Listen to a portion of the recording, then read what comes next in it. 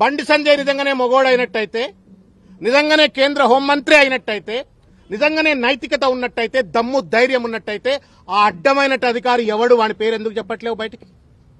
ఎందుకు ఆ రోజు అధికారంలో ఉన్నటువంటి ఒక ముఖ్య నాయకుడు ఆ సదరు అధికారిని బీదర్కు పోకుండా ఆపిండు అని చెప్పని బండి సంజయ్ చెప్తా ఉన్నాడు. దమ్ము లేదా బండి సంజయ్ నీకు? చెప్పు, అధికారి పేరు చెప్పు. ఆ రోజు ఉన్నటువంటి ఒక ముఖ్య నాయకుడు ఎవడో వాడి పేరు చెప్పు. వాడి పేరు చెప్పవు, వీడి పేరు చెప్పవు. అడ్డమైనటువంటి ఒక వెధవ లెక్క నువ్వు ఇష్టం వచ్చినట్లు ఇవాళ కేసీఆర్ గారి పైన నిరాధారమైన ఆరోపణలు చేస్తే న్యాయమా బండి సంజయ్ అని చెప్పని ఇవాళ నేను ప్రశ్నిస్తా ఉన్నాను. ఇవాళ దేశ అంతర్గత రక్షణకు బాధ్యుడైనటువంటి ఒక హోంశాఖకు మంత్రిగా ఉండి కుక్కతో ఒక గుండ్రాయి కట్టినా చక్కగా కాదన్నట్టుగా ఇవాళ బండి సంజయ్ గారు వ్యవహరిస్తా ఉన్నారు.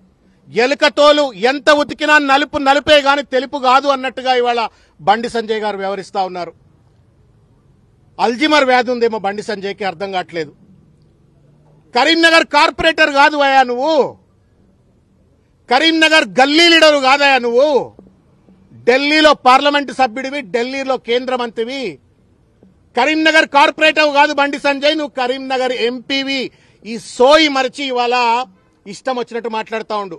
నేను ఇంత పరుషంగా మాట్లాడను, కానీ మాట్లాడవలసిన అవసరం ఏర్పడతా ఉంది. ఎందుకంటే ఉన్నతమైనటువంటి ఒక పదవుల్లో ఉన్న వాళ్ళు ఆరోపణలు చేసినప్పుడు ఆ ఆరోపణలను సహేతుకంగా రుజువు చేయవలసిన ఒక బాధ్యత వాళ్ళపైన ఉంటుంది.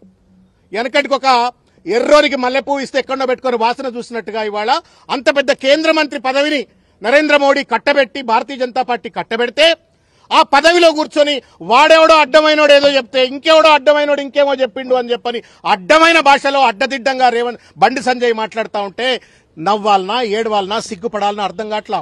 Bandi Sanjay is not an individual. Bandi Sanjay Bharatiya Janata party నాయకుడే కాదు, బండి సంజయ్ నా భారత ప్రభుత్వానికి కేంద్ర మంత్రి కూడా. ఒక మంత్రి హోదాలో ఉండి తెలంగాణ తొలి ముఖ్యమంత్రి, ఇవాళ శాసనసభ్యుడు, leader of the opposition, Telangana జాతిపిత కేసీఆర్ పైన ఇష్టం వచ్చినట్టు ఆరోపణలు చేస్తూ ఉంటే సిగ్గు శరం లేదా బండి సంజయ్ నీకు? అసలు నువ్వు లా చదువుకున్నావా? లా చదువుకోపోయి అసలు నీకు చదవచ్చా చెప్పు నాకు? నీకు చదువు రాదని అనిపిస్తా ఉంది. సిగ్గు ఎగ్గు లేదు బండి సంజయ్కి. వాడెవడో సన్నాసిగాడు చెప్పిండు అని చెప్పని మీడియా ముఖంగా అడ్డదిడ్డంగా మాట్లాడే ముందు పో, మెజిస్ట్రేట్ దగ్గరికి పో, పోలీస్ స్టేషన్కి పో, కంప్లైంట్ లాడ్జ్ చేయి. Who prevents you to stop the enquiry?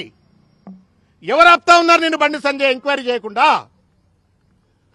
ఒక చిల్లర మల్లరగాడేదో పాన్ షాప్ల దగ్గర పాన్ పరాగ్ దిక్కుంటే గుట్కా బ్యాచ్ వాళ్ళు మాట్లాడినట్టుగా కేంద్ర మంత్రి అయ్యుండి ఇష్టం వచ్చినట్టు మాట్లాడటం న్యాయమా రేవంత్ రెడ్డి? బండి సంజయ్ ఎవరిని మెప్పిద్దామని, ఎవరి కళ్లల్లో సంతోషం చూద్దామని, ఆనందం చూద్దామని బండి సంజయ్ ఈ మాటలు మాట్లాడుతా ఉన్నాడని చెప్పి నేను ఇవాళ ప్రశ్నిస్తా ఉన్నా.